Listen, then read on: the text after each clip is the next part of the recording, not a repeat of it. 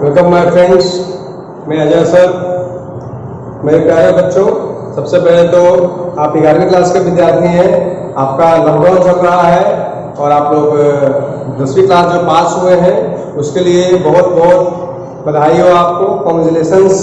जो बहुत अच्छे नंबर लाए हैं वो भी बहुत अच्छी बात है, जो थोड़ा कम नंबर लाए हैं उनके लिए भी बहुत बहुत बधाई। ऐसा नहीं समझने कि भाई कम नंबर आया तो भाई हमारा मार्क्स कम आया, हम क्या पढ़े नहीं पढ़े। अंक ये नहीं दर्शाता कि आप कितने ब्रिलियंट हो, समझ गए ना।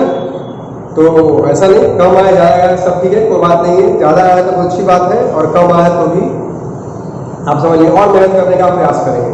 कहाँ गलती हुई इसको देखेंगे। तो आज हम आपका कॉमर्स डिपार्टमेंट का, अगर आप कॉमर्स ले रहे हैं तो आपके लिए है भाई साइंटिफिक स्टैंडर्ड 11 एस्टेटिक्स चैप्टर का ये आपका बुक है साइंटिफिक अच्छा 11। इसमें क्या है देखना, जो फर्स्ट चैप्टर है सूचना का एकत्रीकरण, ये पूरा का पूरा थ्योरी चैप्टर है। इस चैप्टर को हम आपको बाद में पढ़ाएंगे क्योंकि पूरा थ्योरी है। पूरा थ्योरी पढ़ के आप बोर हो जाओगे फिर तो सर आप क्या पढ़ा रहे हैं। इसलिए आज हम चैप्टर नंबर 2 शुरू करने जा रहे हैं, ठीक है। सूचनाओं का एकत्रीकरण, क्या कर रहे हैं, सूचनाओं का एकत्रीकरण। जो नहीं आपको समझ में आएगा आपके लिए बिल्कुल नया होगा, क्योंकि आप कक्षा 10 तक जो चीजें पढ़े हैं आप उससे थोड़ा सा आपको नया आया है। नए क्लास में आपका बहुत बहुत स्वागत है। तो वीडियो अगर समझ में ना है तो वीडियो को 1 बार 2 बार 3 बार रिपीट करके देखिए, आपको बिल्कुल समझ में आएगा, ठीक है। चलिए, और फिर भी समझ में ना आया तो मुझे आप कमेंट कीजिए, मेरे व्हाट्सएप पर रिप्लाई मुझे कीजिए, फिर मैं सोचूंगा आपको उस तरह से और अच्छी तरह से पढ़ाया जाए। तो आपके बुक का चैप्टर नंबर 2 है। अगर किसी के पास बुक नहीं है तो मैं आपको बुक कह देता हूँ। ये आपका बुक है सूचनाओं का प्रस्तुतिकरण। चैप्टर का नाम है सूचनाओं का प्रस्तुतिकरण। सूचना का प्रस्तुतिकरण क्या है, इसमें बोलते हैं प्रेजेंटेशन ऑफ डेटा। तो सबसे पहले बात, सूचना क्या चीज होता है इसको हम समझते हैं, या सूचना क्या है इसके बारे में समझते हैं।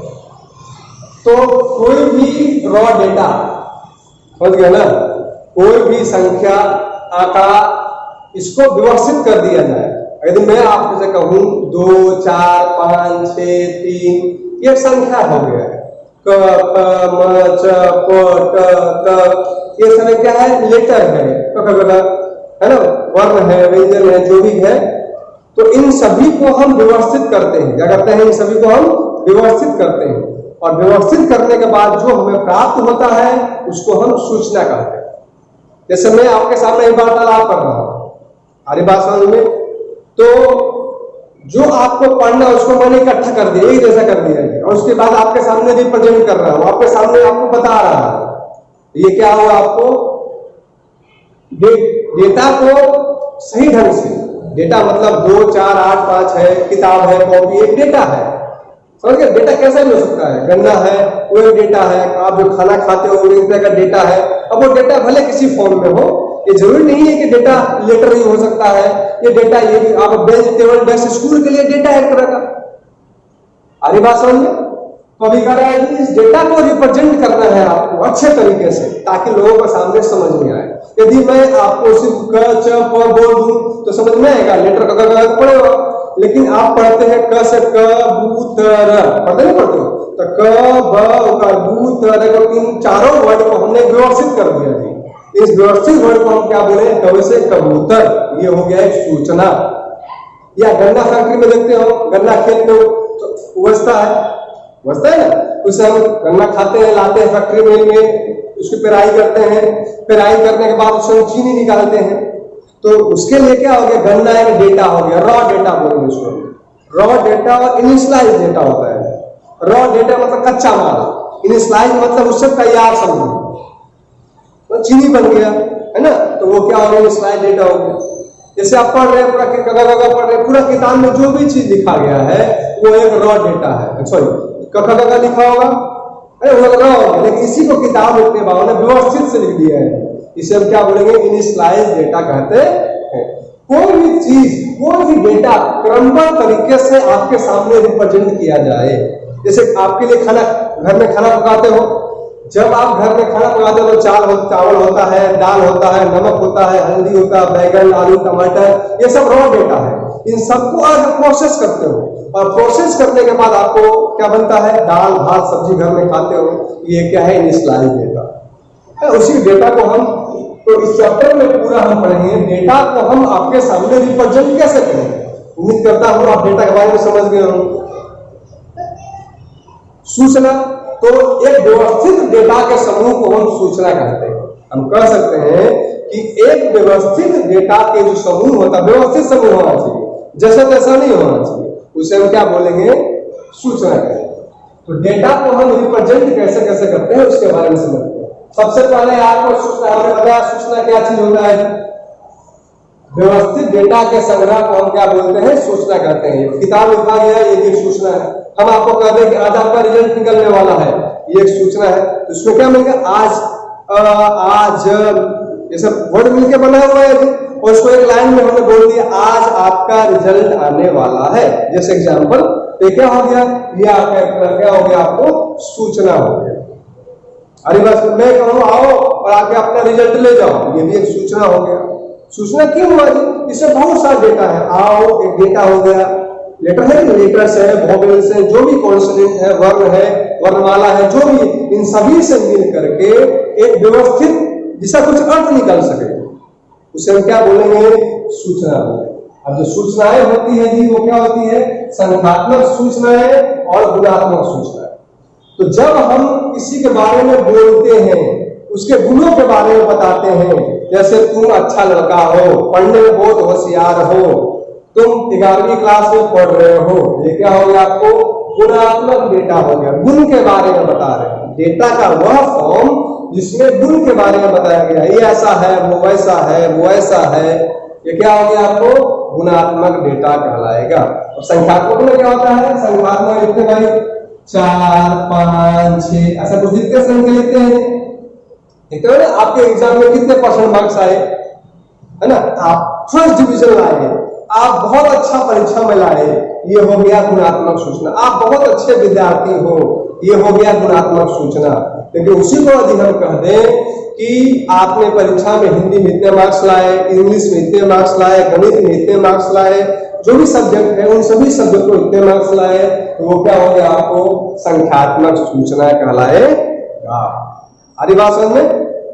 अभी संख्यात्मक सूचना 2 टाइप से होते हैं, एक होते हैं असतत चल, दूसरा होता है सतत चल। एक क्या होता है जी, असतत चल होता है और दूसरा क्या होता है, सतत चल होता है। आदि बात समझ में। अब असतत चल में जनरली क्या आपको आता है कि वैसी संख्याएं, दो चल सीमाओं के बीच जो संख्याएं दी गई होती है जी, यदि कोई चल x का मूल्य क्या होता है जी, निश्चित धारण करता हो, निश्चित धारण मतलब कोई संख्या दिया गया, 1 है, 2 है, 3 है, 4 है, इसे जाना नहीं, एक निश्चित वैल्यू है कि नहीं, 1.1 है, 1.2 है, 1.3 है, 1.4 है, ऐसा निश्चित है। इतनी संख्याएं हैं, उन संख्याओं को हम क्या बोलेंगे, असतत चल बोलेंगे। क्या बोलेंगे हम लोग, असतत चल के नाम से हम जानते हैं। अगर डेफिनेशन में क्या कह सकते हैं हम भाई, कि कोई भी संख्या है जो निश्चित मूल्य धारण करे, उसे उस चल को हम क्या बोलते हैं, असतत चल को असतत चल कहते हैं। और दूसरा क्या है जी, सतत चल। सतत चल मतलब क्या होता है जी, इनके बीच की वैल्यू हमको लेनी है। आपको शुरू का संख्या दिया गया है और लास्ट का संख्या आपको दिया गया है, ना वैल्यू बहुत बड़ी होती है, इसमें बहुत वैल्यू बहुत बड़ी होती है, उससे 40 वैल्यू बहुत नहीं हुआ, आप आर भी ले सकते हैं। ये सब हो गया असतत चल। असतत चल में क्या होता है, मान बहुत बड़ा होता है, सारे के सारे वैल्यू को हम नहीं लिख सकते हैं। आई बात समझ में, उसे हम क्या बोलते हैं, सतत। इसको हम लोग 20 में दिखाते हैं। क्या करते हैं, इसके मूल्यों को हम लोग डेफिनेशन क्या है जी, तो जो चल दो सीमाओं के बीच के सभी मूल्यों को धारण करता है। अगर डेफिनेशन बोलना हो तो कहीं कह सकते हैं, जो चल दो सीमाओं के बीच के मूल्यों को धारण करता है जी, उसे हम क्या बोलते हैं, सतत चल कहते हैं। जैसे देखिए 0 से 10, 0 से 10 के बीच में क्या आ गया, एक हो गया, 2 हो गया, 3, 4, 5, 6, 7, 8, 9 आया कि नहीं है। 10 से 20 में क्या हो गया, 11, 12, 13, 14, 15, 16, 17, 18, 19, 20, 20 तक आ गया है, 19 तक आया है। इनके दो चलों के बीच की वैल्यू, एक चल ये हो गया, एक चल ये हुआ कि नहीं हुआ, इन दोनों चल के बीच का जो वैल्यू आ जाता है सरल चल पे। अगर मोटा मोटी शब्दों में कहा जाए फिर भी आपको समझ में नहीं आ रहा हो, यदि हम मोटा मोटी शब्दों में कहें तो हम कह सकते हैं जो निश्चित हो, सामने संख्या दिख रहा हो, उन सभी को बोलते हैं असरल चल।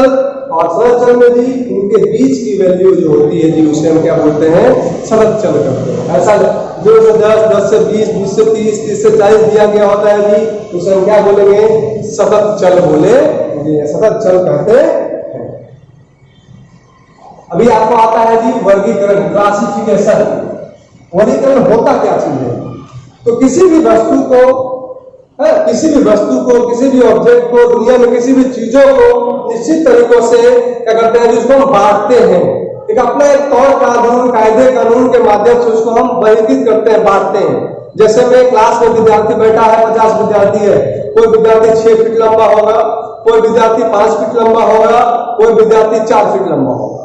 उसे गुण के आधार पर उसको हमने बांटा कि एक विद्यार्थी बहुत लंबा है, एक विद्यार्थी छोटा है, एक विद्यार्थी क्या है और भी उससे छोटा है। या कह सकते हैं एक क्लास के अंदर वैसे विद्यार्थी हैं जिसके अंदर 60% से ऊपर वाले विद्यार्थी हैं, 50 से 60% के बीच में विद्यार्थी हैं, 60 से 70% विद्यार्थी के बीच में।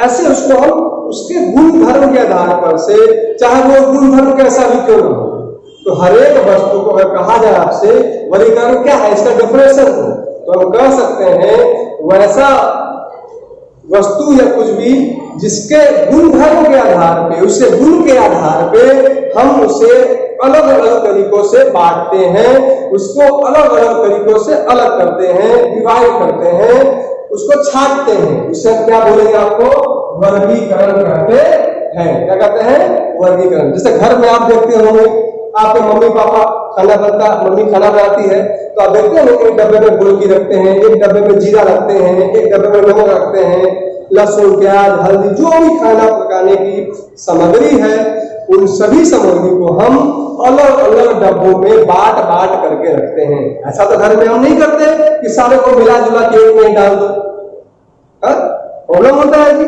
तो उसको उसके गुण धर्म के आधार पर तीखी वस्तु उसको रखते हैं, मीठी वस्तु उसको डब्बे में रखते हैं। तो उस किसी भी वस्तु को उनके गुण धर्म के आधार पे बांटने की जो क्रिया होती है उस क्रिया को हम वर्गीकरण कहते हैं। क्या कहते हैं, वर्गीकरण कहते हैं। यह है क्लासिफिकेशन। अभी आपसे पूछा जाए क्लासिफिकेशन के कितने प्रकार हैं, तो क्लासिफिकेशन के 2 प्रकार हैं, एक है संख्यात्मक सूचना और दूसरा है गुणात्मक सूचना। और संख्यात्मक सूचना में क्या आपको भी हमने बताया था आपको, उसके संख्या के आधार पर उसको हम बांटते हैं, वर्गीकरण जो करते हैं उसे क्या करते हैं जी, संख्या के आधार पे करते हैं। अब आपसे सुनिए एक चीज और कुछ छूट गया इसमें कि वर्गीकरण करने से हमको फायदा क्या है। आखिर वर्गीकरण करते हैं तो हमने पहले तो पढ़ा कि वर्गीकरण ये चीज होता है, अब हम पढ़ेंगे वर्गीकरण करने से क्या फायदा हमको। तो किसी वस्तु को वर्गीकरण करने से सबसे पहले किसी वस्तु को हमको ढूंढने में सुविधा होती है, हमारा टाइम बचता है ना। एक ही चीज में मिला तो हमारा टाइम बचता है, सरलता से हमको मिल जाता है, उन 2 वस्तुओं के बीच में आसानी से हम तुलना कर सकते हैं। तो फर्स्ट क्या होगा, 2 वस्तुओं के बीच में तुलना करने में हमको सुविधा होती है।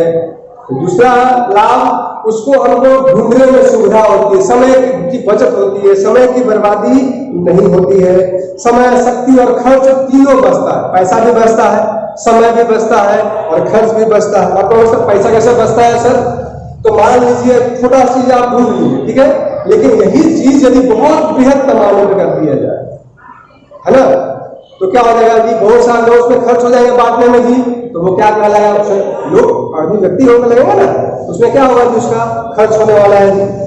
फिर अध्ययन के बारे में जी अलग अलग लक्षण सूचनाओं से हमें मिल जाता है। अगर बांटे हुए रहेंगे तो कह सकते हैं भाई मिर्ची लाल रंग की होती है, मिर्ची तीखी होती है, हल्दी पीले रंग की होती है। इसी मिक्स कर दे जी, पता नहीं हल्दी कौन है, मिर्ची कौन, टमाटर कौन है, आलू कौन है, बैगन कौन है, हमको पता ही नहीं चल पाएगा, है ना। अब करा जी वर्गीकरण 2 प्रकार के, एक है संख्यात्मक सूचना और दूसरा है आपको गुणात्मक सूचना। ठीक है। संख्यात्मक सूत्र में क्या है आपको जी, जिसमें संख्या के बारे में दिया गया हो सूत्र, पहले बताया जी 2 4 5 12 18 20 22 24 28 दिया गया होता है। ये क्या आपको होता है, संख्यात्मक सूचना होता है। और गुणात्मक सूचना में क्या होता है जी, उससे गुणधर्म के बारे में बताया गया होता है जी, वो क्या है, उसका गुणात्मक सूचना है। ठीक है। सतत आवृत्ति क्या होता है, सतत क्या होता है, हमने लास्ट में आपको बताया ही। ठीक है। अभी आपको आवृत्ति क्या होता है जी, जब कोई भी डेटा दिया गया हो और वो डेटा कितनी बार दोहराई गई है, उसको हम आवृत्ति कहते हैं। जैसे में आपने लिखा है यहाँ पर ऐसा लिखा 0 से 10, 10 से 20, 20 से 30, 30 से 40, ऐसा डेटा लिखा। अब ये डेटा क्या है, ये 5 बार आया, ये 6 बार आया, ये 3 बार आया, ये 2 बार आया, है कि नहीं। इसे हम क्या बोलेंगे, आवृत्ति। क्या बोलेंगे, आवृत्ति। इतना से इतना बीच में 5 संख्याएं हैं, इतना से इतना बीच में 6 संख्याएं हैं, इतना से इतना के बीच में 3 संख्याएं हैं। अब ये मतलब सर 3 ही संख्या है, एग्जाम्पल दिया मैं, सपोज मान लो। अब 30 से 40 के बीच में 2 संख्याएं हैं, तो ये जो हमारी संख्याएं होगी, इन संख्याओं को हम क्या बोलते हैं, आवृत्ति कहते हैं। क्या बोलते हैं, आवृत्ति कहते हैं। अब यहाँ अंतराल दिया गया 0 से 10 है, 10 से 20 है, 20 से 30 है, 30 से 40 है। इसे हम क्या बोलते हैं, इसको हम निम्न सीमा कहते हैं। क्या बोलते हैं, निम्न सीमा बिंदु। क्या बोलते हैं, निम्न सीमा बिंदु। इसको हम बोलते हैं उच्च सीमा बिंदु। उच्च सीमा बिंदु क्या बोलते हैं, उच्च सीमा बिंदु। इसको आपके बुक की भाषा में अधा सीमा भी बोलते हैं। क्या बोलते हैं, अधा सीमा। हमारी भाषा में भी बोलते हैं और वो भी बोलते हैं। उसको क्या बोलते हैं भाई, हम लोग ऊर्ध्व सीमा भी कहते हैं। क्या कहते हैं,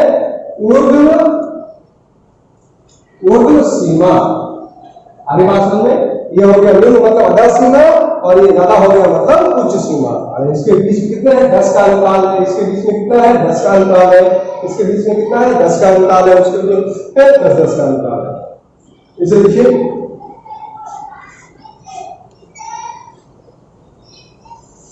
आगे बात समझ में।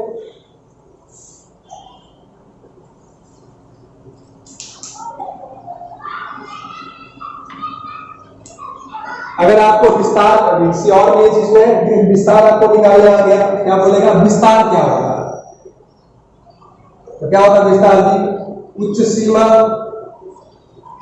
घटाओ निम्न सीमा। ठीक है। तो उच्च सीमा ये है, निम्न सीमा ये है, यानी 20 घटाओ 10 बराबर 10। इसका विस्तार कितना हो गया, 10। इसका विस्तार कितना हुआ, 30 घटाओ 20 बराबर 10।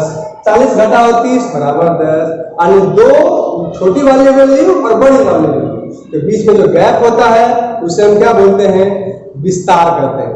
और भी सूत्र है, आज जितना आपका थ्योरी क्लास है इसे आप लिख लीजिए। फिर कोई डाउट हो आगे नेक्स्ट हमने चैप्टर नंबर 2 शुरू किया है। ये आपका चैप्टर नंबर 2 है। ठीक है, क्या है, चैप्टर नंबर 2। ठीक है, आप लिखिए आसानी से, जो थोड़ा स्क्रीनशॉट ले सकते हैं आप, आसानी से फोटो खींच लीजिए और नेक्स्ट क्लास में देखेंगे इसका हम प्रॉब्लम। Okay, thank you.